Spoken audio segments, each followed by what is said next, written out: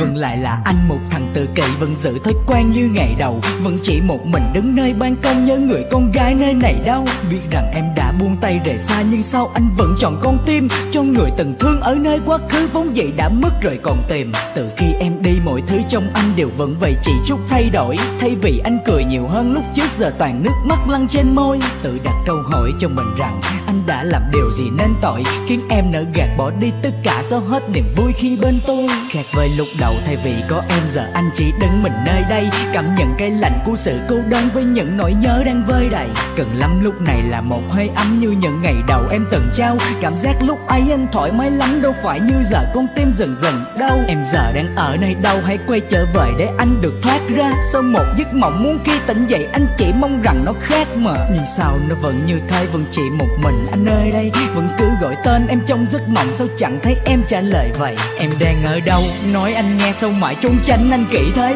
Hãy cho anh biết để anh còn tới nắm chặt đôi tay em đi về. Từ lúc vắng em cuộc sống của anh nỗi buồn cũng theo đó chất đầy. Lý do tại sao em có biết không, là anh đang nhớ em thật đây. Em đang ở đâu, nói anh nghe, sao mãi trốn tránh anh kỹ thế. Hãy cho anh biết để anh còn tới nắm chặt đôi tay em đi về. Từ lúc vắng em cuộc sống của anh nỗi buồn cũng theo đó chất đầy. Lý do tại sao em có biết không, là anh đang nhớ em thật đây. Nói còn nhớ, nói là thương, nói còn vương ai ngừng đợi. Nói là em ở lại nơi đây nhưng em xa tích ở trăng trời. Anh đi tìm em, tìm anh sương phụ trên đầy mặt sóng xô. Anh đi tìm em ở nơi có gió, nơi dòng đời đầy xô bổ. Nói quên em đó nhưng ký ức cuốn theo chiều lan man.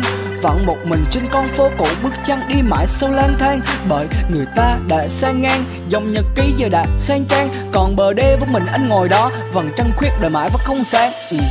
Nếu như tất cả đã qua thì xin cho anh giữ lại. Dù là một phút nuối tiếc nhưng có em anh chẳng ngần ngại. Bởi vì điều gì có lẽ chắc em cũng chả cần biết đâu. Vì ngày mình còn bên nhau, nghe anh kể em hay nhức đầu. Đâu phải do anh không tốt, quan tâm hơn cả người dân. Nếu như với một người lạ thì anh biết đâu là điểm dừng. Nhưng đối với em thì khác, chả biết vì sao anh lại say. Không phải vì men, không vì thuốc, sao hành hạ thế em này. Em đang ở đâu, nói anh nghe, sao mãi trốn tránh anh kỹ thế.